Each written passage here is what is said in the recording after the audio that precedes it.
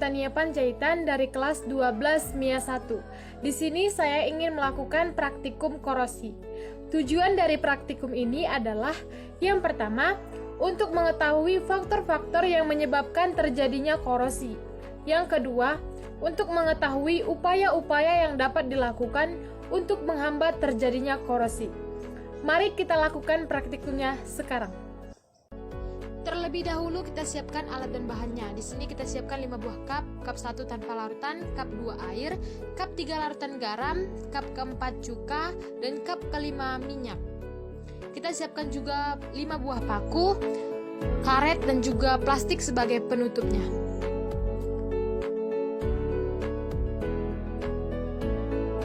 Setelah itu kita masukkan masing-masing paku ke dalam cupnya.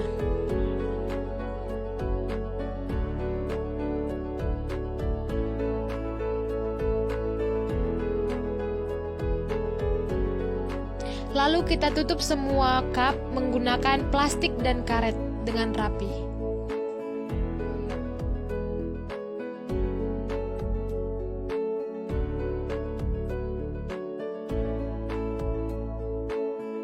Nah, ini dia tampilannya setelah kita tutup dengan rapi.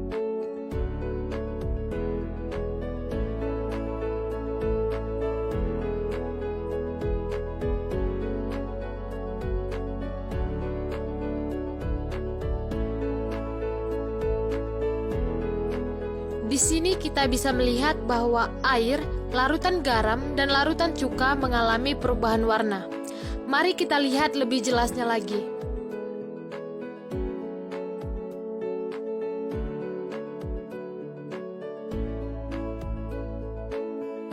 Cup tanpa larutan tidak mengalami korosi.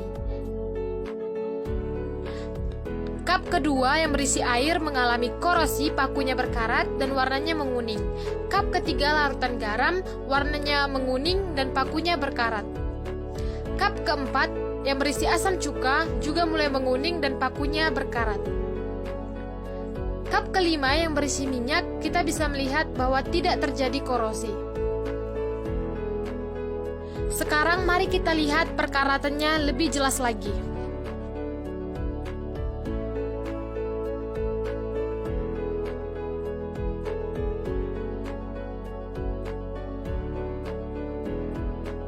Di sini kita bisa melihat ya teman-teman bahwa paku di dalam cup tanpa larutan tidak mengalami korosi, paku di dalam cup yang berisi air mengalami korosi, paku di dalam larutan garam mengalami korosi, paku di dalam larutan cuka mengalami korosi, dan paku di dalam minyak tidak mengalami korosi.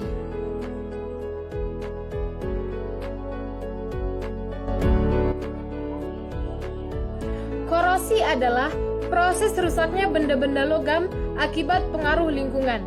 Logam seperti besi dapat mengalami korosi apabila bersentuhan langsung dengan air, asam, garam, dan juga mengalami perubahan suhu secara terus-menerus dalam jangka waktu yang lama.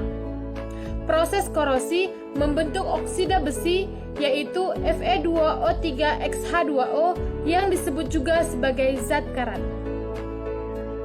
Berdasarkan praktikum yang telah kita lakukan tadi, kita telah mengetahui faktor-faktor yang menyebabkan terjadinya korosi. Yang pertama, faktor air. Air merupakan faktor penting untuk keberlangsungan terjadinya korosi. Yang kedua, kelembaban udara. Udara lembab yang mengandung banyak uap air akan mempercepat terjadinya proses korosi. Yang ketiga, faktor elektrolit. Faktor elektrolit seperti asam atau garam merupakan media yang baik untuk terjadinya transfer muatan elektron. Hal ini mengakibatkan elektron lebih mudah diikat oleh oksigen di udara.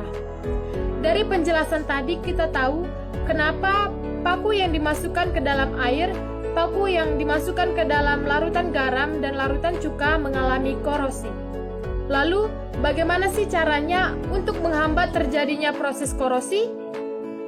Terdapat beberapa cara yang dapat kita lakukan untuk menghambat terjadinya proses korosi. Yang pertama, dengan mencegah wadah atau tempat agar tidak lembab dan tidak banyak mengandung oksigen. Yang kedua, dengan mengontrol logam besi agar tidak bersentuhan langsung dengan air, asam, dan juga garam. Hal tersebut dapat kita lakukan dengan cara melapisi logam besi dengan minyak, melapisi logam besi dengan plastik, dan melapisi logam besi dengan cat. Lapisan logam, melapisi dengan plastik, dan lapisan cat dapat mencegah kontak langsung antara logam besi dengan air dan juga oksigen. Sekian praktikum korosi dari saya. Terima kasih.